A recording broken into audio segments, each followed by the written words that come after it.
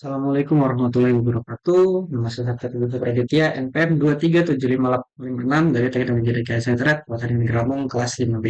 Di sini saya akan mengerjakan hands-on lab modul 3, yaitu 3.4.3 tentang Investigate Vulnerability Information Source. Langsung saja kita buka. Nah, jadi intinya di situ ada 4 objek ya, yaitu investigasi common vulnerability dan exposure atau CVES, lalu explore common weakness enumeration yaitu CWES, lalu ada investigasi National Institute of Standard of Technology atau NIST vulnerability resource dan research vulnerability in the common vulnerability solution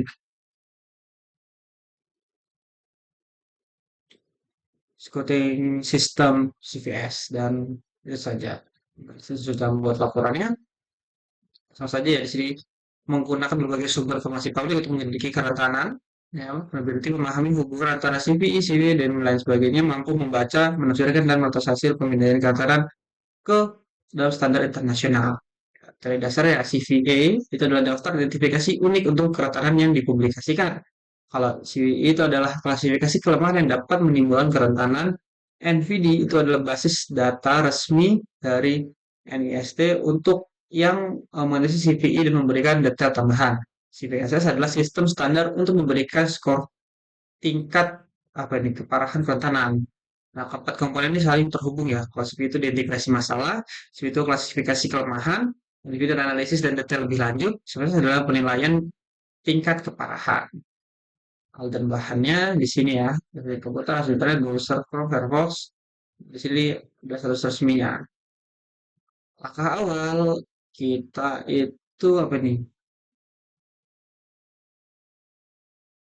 Oh, disuruh untuk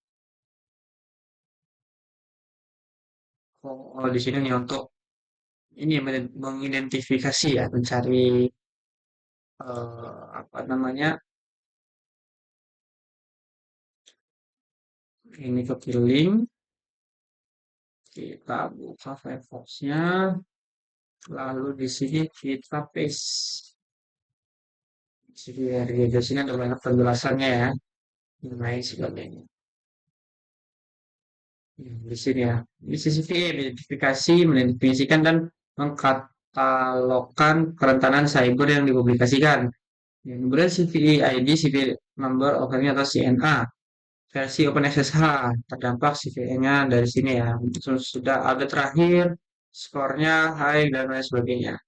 Kalau CVE terkait, ya, nih, kalau misal pas itu terkait ada CVE 2019-611, pas CVE 2, CVE 2020, 203, CVE 21910 untuk CVE 190, dan lain sebagainya.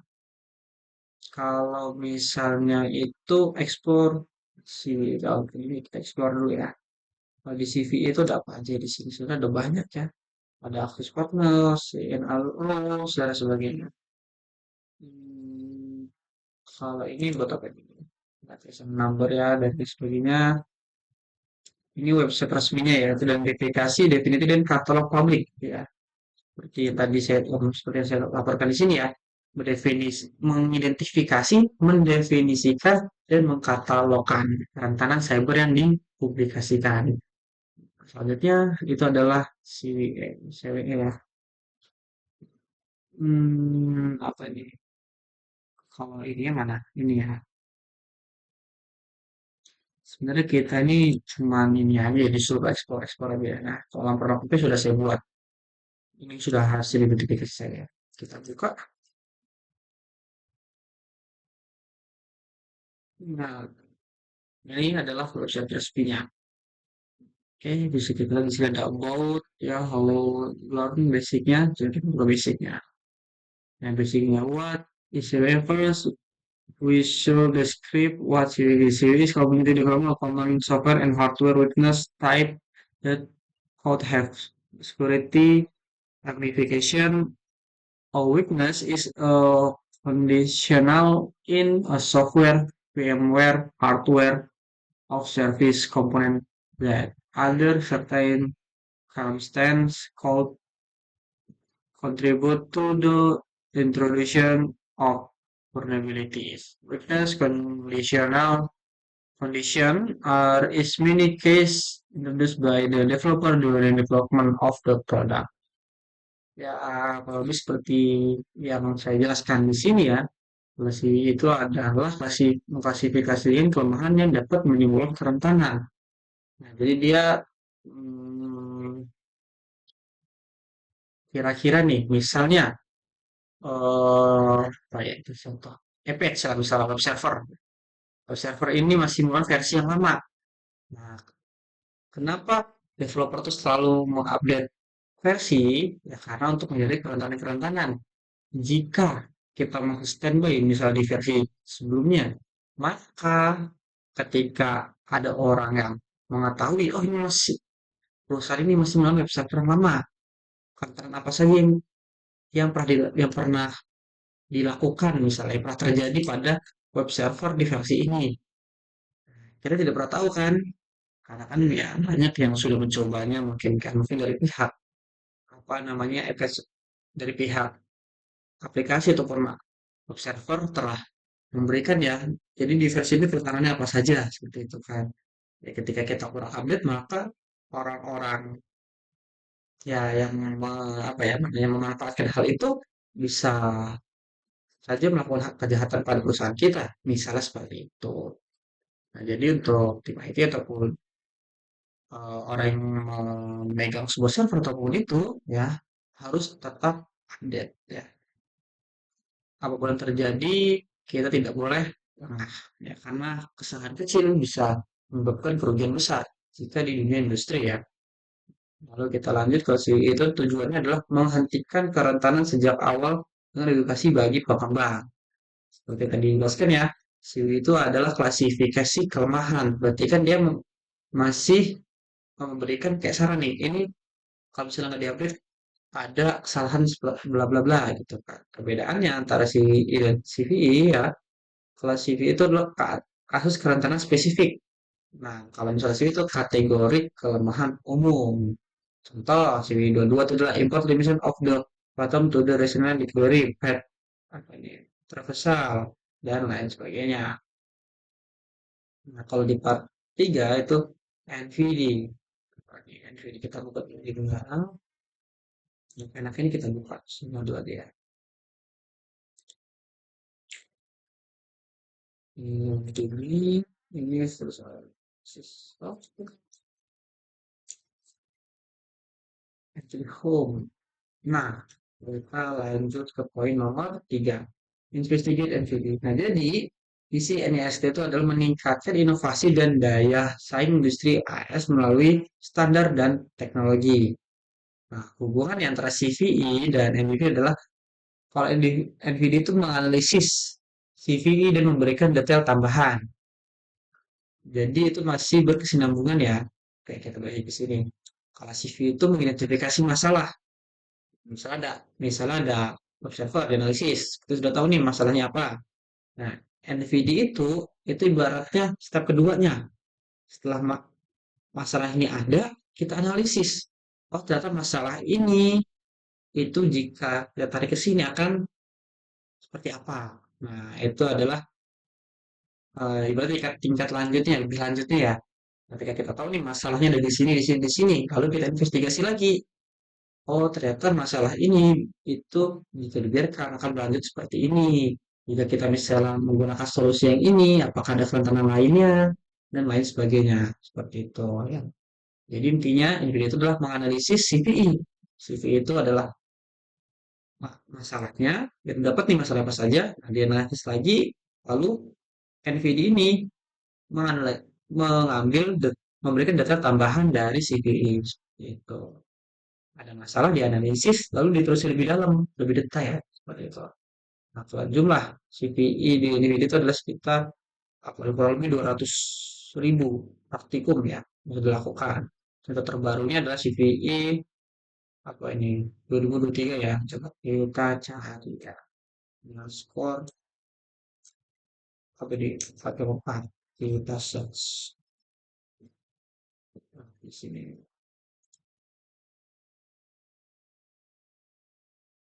Nah, kalau misalnya kita bingung, kita tanya model apa ya? Nah, dalam nggak ada, ya, kita cari coba. Nah, CPU dulu dilakukan tanam dengan tingkat keparahan sedang dan tunduk pada Bluetooth Android yang bisa yang memungkinkan terjadi pembacaan dari luar batas out of the rate ya. Kerentanan ini pertama kali diungkapkan pada Maret 2023. Makanya namanya CPU 2023.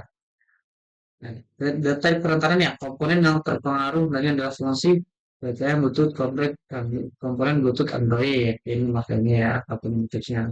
Lalu jenis kerentanannya, membaca di luar batas.